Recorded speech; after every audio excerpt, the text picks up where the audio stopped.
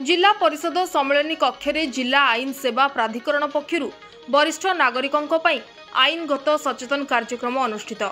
गजपति जिला पारलाखेमुंडी स्थित जिला परिषद सम्मेलन कक्ष में जिला आईन सेवा प्राधिकरण पक्षर वरिष्ठ नागरिकों आईनगत सचेतन कार्यक्रम अनुष्ठित होईछि। मुख्य अतिथि भाव जिला आईन सेवा प्राधिकरण सचिव तथा अध्यक्ष श्री जगदीश प्रसाद महांती, संपादक डीएलएसए विमल राउल, डीपीएमओ मोहन कुमार भोई, डीएसएसडी संतोष कुमार नायक प्रमुख मंचस्थ होई आजिर कार्यक्रम संपर्क में निज निजर मत प्रकाश करथिले। विशेष भाव वरिष्ठ नागरिक मानक प्रति रहिथिबा विभिन्न आईनगत सुविधा उपरे बुझाइथिले।